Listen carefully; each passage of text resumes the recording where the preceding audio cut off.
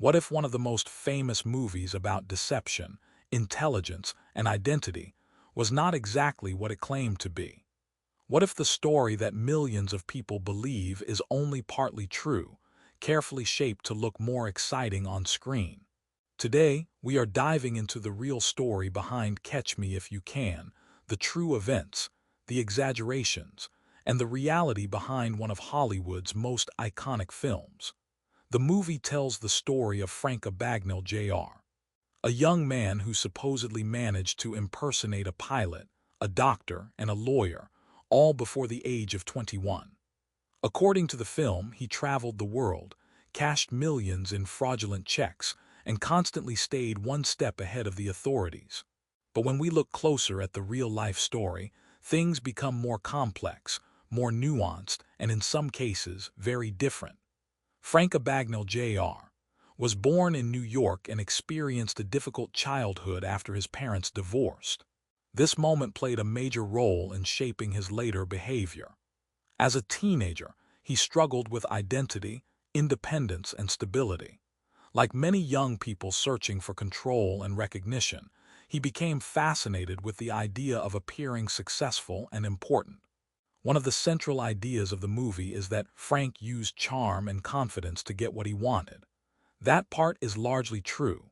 People who later studied his case agree that his strongest skill was not technical knowledge, but persuasion.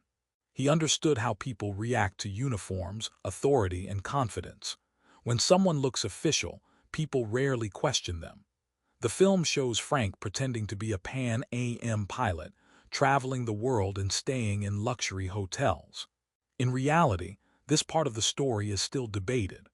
While Abagnale did impersonate airline personnel in certain situations, there is little verified evidence that he actually flew planes or worked full shifts as a pilot. Many researchers believe the movie exaggerated these moments to make the story more cinematic and exciting. What is true is that Abagnale was involved in financial fraud at a young age. He learned how to create and pass fake checks, taking advantage of weaknesses in banking systems at the time. This was an era before digital verification, when paper documents and trust played a much larger role. By understanding how systems worked, he was able to exploit them. The movie presents his actions almost like a game of intelligence, but in real life, the consequences were serious. Banks and individuals lost money, and authorities eventually began tracking his activities more closely. The image of a carefree genius running endlessly from the law is a simplified version of a much more stressful and risky reality.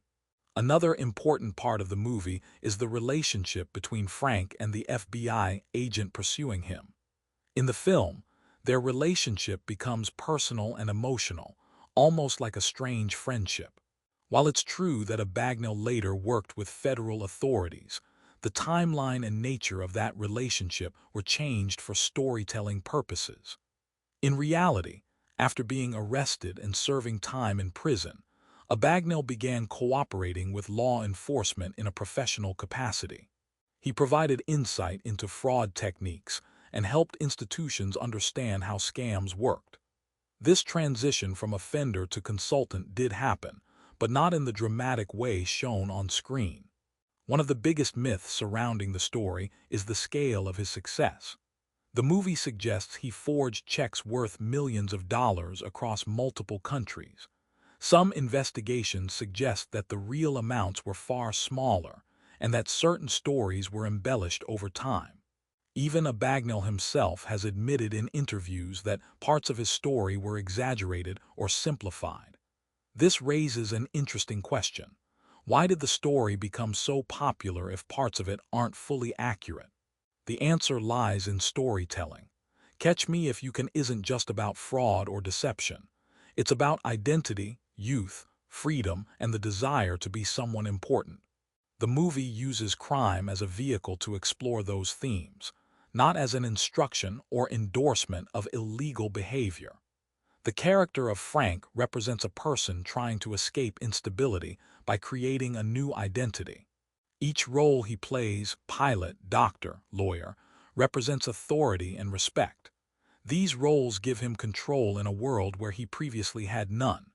This psychological angle is one of the reasons the story resonates with so many people.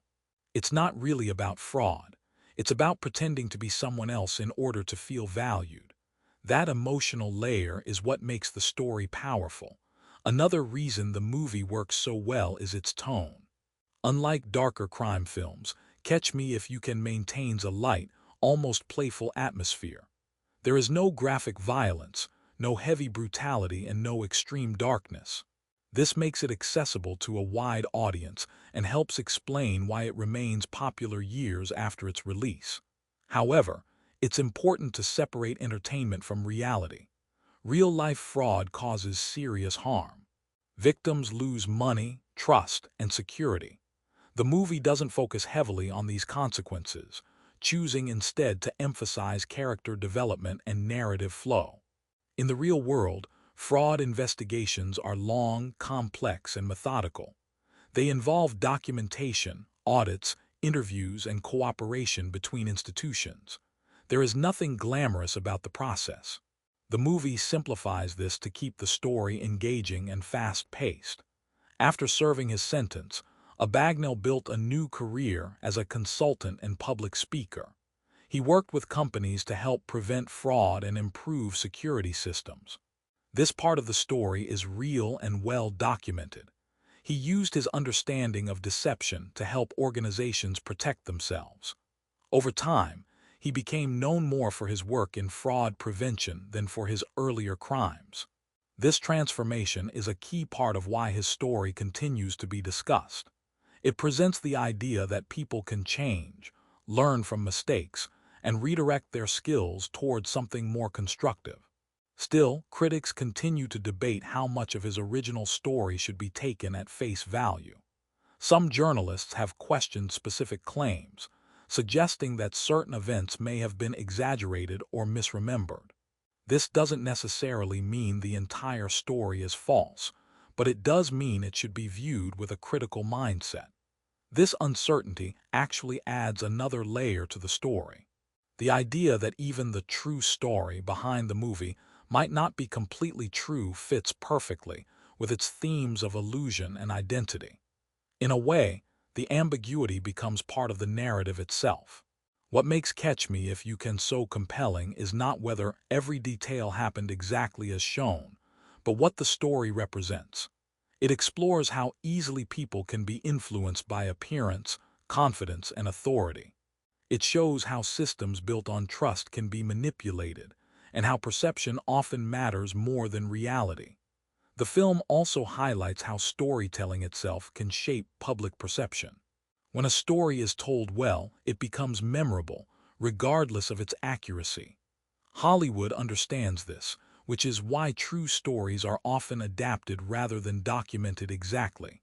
At its core, this story is about identity, about a young man trying to escape his circumstances by becoming someone else, about the masks people wear and the roles they play in society. That theme resonates far beyond crime or fraud. This is why Catch Me If You Can continues to attract audiences years after its release. It's not just a movie about deception. It's a story about human behavior, ambition, and the desire to belong. When we look at it this way, the question isn't whether everything happened exactly as shown. The real question is what the story teaches us about trust, image, and the power of belief. And that's what makes it a perfect example of how real life